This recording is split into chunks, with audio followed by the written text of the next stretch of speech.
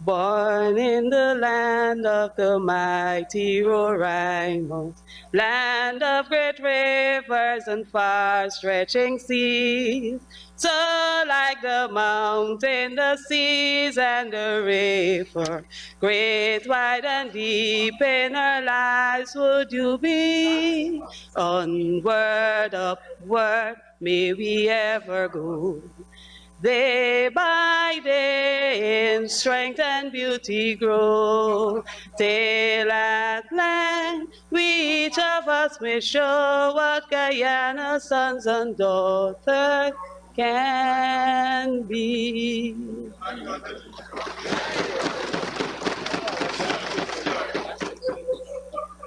Thank you, Mrs. Speaker, and a pleasant good morning.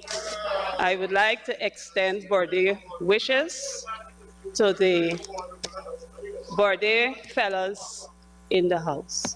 Thank you. Mr. Speaker, I must say that after listening to the budget presentation, some adjectives came to mind. Uninspiring, hopeless, misleading, troubled. Adjectives which crossed my mind along with the many unparliamentary terms as I listened to the laborious presentation by the Honorable Member, Ashley C. At the end of his presentation, I had to try to navigate all the history, jargons, and untruths so I can educate my fellow Guyanese what they should be bracing for. Mr. Speaker, it's amazing when you are dealing with uneducated people. Mr. Speaker, on the matter of history, since the PPPC government was placed into office in 2020, their first budget, a plan for prosperity, resulted in the destruction of the people at Success, East Coast, Demwaro. Their second budget in 2021 was set on a path to recovery with economic dynamism and resilience. But what we saw was the average Guyanese being resilient with the economic doom. When we thought, Mr. Speaker, when we thought those on the other side of the house who are in recovery after being out of office for 5 years and had learned something about serving people, 2022 proved no different. With the largest budget, Mr. Speaker, the Guyanese populace got a good feel of what it meant to be steadfast against all challenges. Steadfast against all challenges. Mr. Speaker, challenges of the high cost of living, with prices climbing, shelled from $100 to $500, sugar from $300 to $500, oil, Mr. Speaker, from $360 to $800. All of these challenges, Mr. Speaker, the Guyanese populace had to deal with. The grants, Mr. Speaker, static, but the prices keep climbing, and the people clinging for survival. Businesses enjoying all the removal of taxes, but what can they say? Were the customers benefiting from this tax reduction? I ask those on the other side of the house, can you tell us if the customers were benefiting from all the tax reduction given? What measures were in place to ensure that customers benefited from the tax reduction? Mr. Speaker, from my investigations, we have not. These challenges were further complicated with the 7.2% inflation rate as stated in the 2023 budget speech, that lash Guyanese in every possible way. Mr. Speaker, as an ordinary citizen, I went through and I was wondering this 7.2% inflation. And then I called all the people I know, because those on the other side say they know all the maths.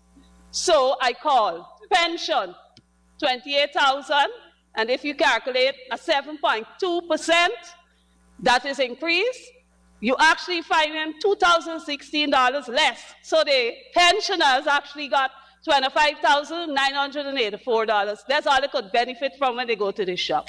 Mr. Speaker, when you talk about grants, $25,000, you do the 7.2% from it, they actually benefit with $23,200. You talk about the $40,000 and the part-time jobs for the $40,000 a month. When you have a 7.2% inflation rate, you actually take out $2,880 from your $40,000, and they actually receive $37,120. Mr. Speaker, $150,000. When you calculate the 7.2% inflation rate, what you got? They actually got $139,200. Mr. Speaker, this is the reality on the ground. This is what we, the Guyanese people, have to deal with every single day that you go out to the shop, to the markets, to the minibus and all of that. You know, Mr. Speaker, all the hype, when you talk about the inflation and you go simply for a flour, $500 with inflation, you actually would spend $536 for the pack of flour, Mr. Speaker. But then again, static income. But all the time the price is going up. The people at the shop, Mr. Speaker, if they go to the minibus and the minibus increase the fare, when they come back, they would say $536 plus $2 for the transportation, so the ordinary Guyanese will pay $538 for the flour. Mr. Speaker, if they go to the market and they have to get a cartman to push the product to the minibus and they increase their monies, that price will go right back to the customer. So the reality is, Mr. Speaker, that is what our Guyanese populace have been dealing with. And when we examine budget 2023, we do not see any additional measures to bring ease to it. So the question is, did the government actually do any evaluation to come up with new measures that can bring relief to the people? You would talk about the increase of pension to 33,000, but now you have to wonder, Mr. Speaker, how will the inflation rate affect this increase? What will be the inflation rate that will affect what will take place this year? So the seniors, as much as they would be happy to have $33,000, Mr. Speaker, then it is the responsibility of the government, Mr. Speaker, to find additional measures to help the seniors and all those that are getting this little pittance for increase so that they can survive. What happened? Why is it that the pensioners can't turn up at the pension office and collect a bag of basic grocery with the additional $33,000 that can bring some proper relief to the people, Mr. Speaker? These are things that we look at, Mr. Speaker.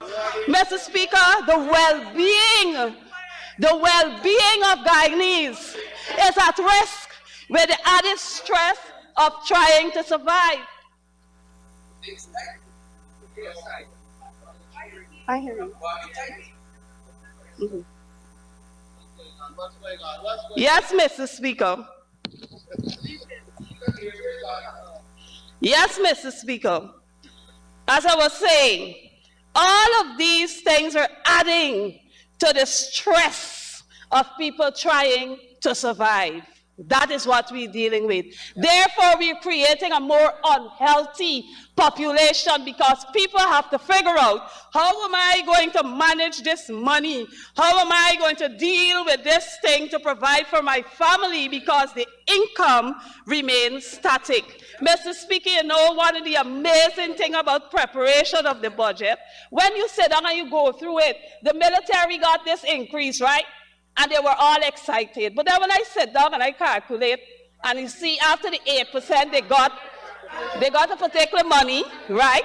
Then when you calculate the 1 month bonus that they actually get, and then you divide it, and you take away all this inflation from it, the people actually only get about $14,000 bonus money that they could talk about. If you sit and do the calculation, you will see it is actually just $14,000. When we talk about bonus, we mean it's something really extra that they could get something from it.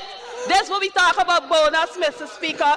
But again, we want to fool our people with words. Mr. Speaker, as I continue, Mr. Speaker, the government demonstrated what it meant about being resolute in building one Guyana. They seized the opportunity while we were still in the festive season to broke up the homes, all the personal belongings, bury the animals, kill fully laden fruit trees, and hence destroy the main economic source of income for 9 families in 7 households at Caneview, Mocha, Mr. Speaker. We talk about a budget that is supposed to protect and provide for the people, but what we have seen, Mr. Speaker, is not that.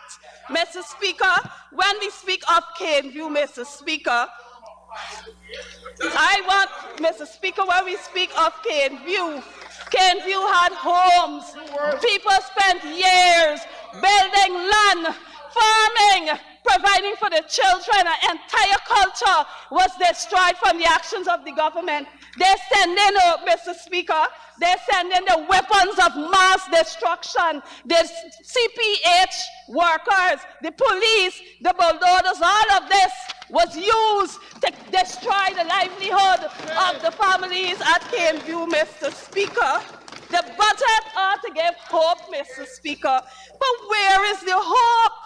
Where is the hope, Mr. Speaker? When we have seen that this administration that we're dealing with continues to take action that destroy the lives of our people, Mr. Speaker. When we see that they continue, Mr. Speaker, to destroy the lives of our people, Mr. Speaker, it causes me and many others, Mr. Speaker, to wonder what really is going on in this country, Mr. Speaker. Mr. Speaker, how much of the allotted sum to Gaisuku in 2020 budget was used to flood the people at Success? Mr. Speaker, what percentage of the Ministry of Housing and Home Affairs budgeted sum of 2022 was used to break up the lives of 32 Guyanese at Caneview, Mocha? Mr. Speaker, there is no justifiable reason, none, no justifiable reason, Mr. Speaker, that persons on that side of the house can give for the inhumane and brutish action they have taken against the people of Caneview, Mr. Speaker. There is none, Mr. Speaker. You see this picture, Mr. Speaker. They broke the home and leave a single mother under here with her child to live. When the woman take the street, then she was given a home, Mr. Speaker. These are things that we deal with, Mr. Speaker. Mr. Speaker, when we talk about destruction, these people were people who are farmers. Mr. Speaker, this is just one example of a cow that lived in that area, Mr. Speaker. They were told to sell it, Mr. Speaker, and move to an area where they cannot continue their farming, Mr. Speaker. Mr. Speaker, when you look here, this is another example. Pigs, a farmer with 17 large pigs, Mr. Speaker, and we talk about finance, and you talk about the livelihood of people, and we're destroying the lives of people. Mr. Speaker, this farmer had to sell everything that he has here to go and stay at a relative, Mr. Speaker, and struggling to get up, Mr. Speaker. These are produce that they've destroyed, Mr. Speaker, bearing trees. This is the evidence, Mr. Speaker. We have the evidence here. Mr. Speaker, when we finish all the destruction that they finished, Mr. Speaker, this is what was left. One family save a table with a piece of black cake, so it tells you it was the festive season, and this container, that was all that was left from a family of 5. This is all that they save, Mr. Speaker. And we're talking about budget 2023. Why do we have to use the resources of this country to destroy the lives of our people when there are methods and mechanisms that can be used, Mr. Speaker, to deal with these issues, but they were not employed, Mr. Speaker? You know, they talk about all of these things that happen, Mr. Speaker. This, Mr. Speaker, at the end of the exercise was found on the road, Mr. Speaker. All of this, they said they didn't use live bullet, they didn't use this. These are the evidence, Mr. Speaker. Honorable Member, for you to continue to conclude, you'll get 5 more minutes, but someone has to move that motion.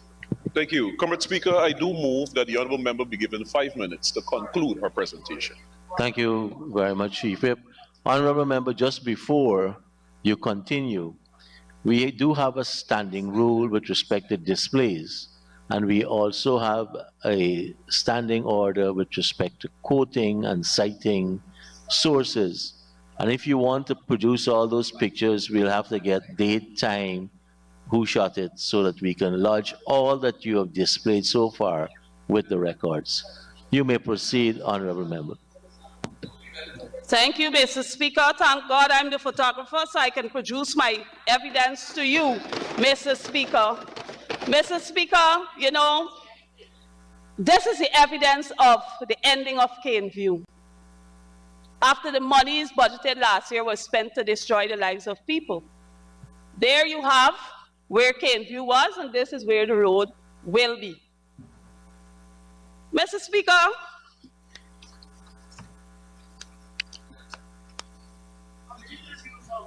Mr. Speaker, it is alarming to note that we sit in this House and we pass budgets.